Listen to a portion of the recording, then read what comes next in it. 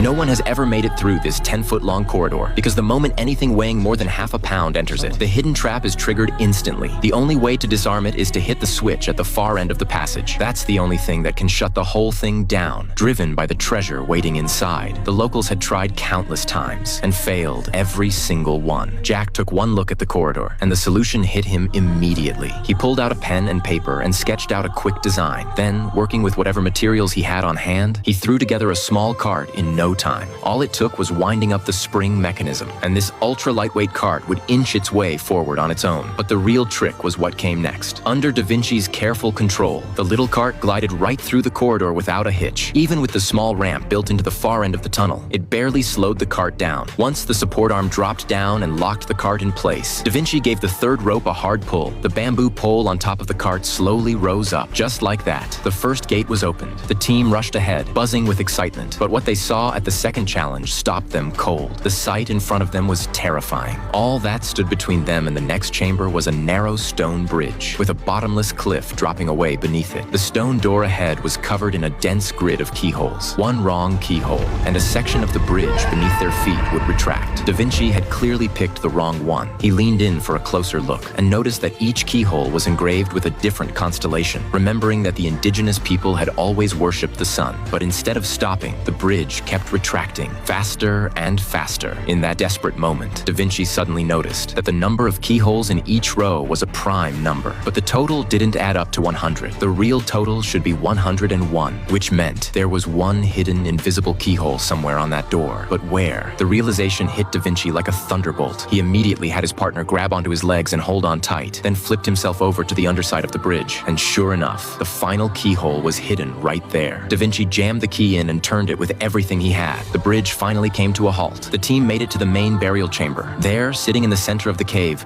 was a golden coffin. This was clearly the treasure the indigenous people had been after, but the moment they helped the locals find it, the two of them would have no more value and no reason to be kept alive. Desperate to find a way out, they followed a faint light to the back of the cave, but beyond the opening was nothing but a sheer cliff. There was no escape route whatsoever. Knowing that going back meant certain death, Da Vinci made a bold call on the spot. He pulled out the blueprints he'd already drawn up and had his partner start building with whatever was nearby. Meanwhile, he headed to the coffin to stall for time. He spotted some magnetized spheres on the ground and instantly knew they were the key to opening the coffin. He carefully placed a sphere into one of the grooves, and the moment the mechanism clicked open, both of them just froze. Of all the things they expected to find inside that golden coffin, none of it came close to this. A talking mechanical bronze figure. The second Da Vinci lifted it out, the indigenous warriors came charging in. Right at that critical moment, he snatched up the bronze figure and sprinted for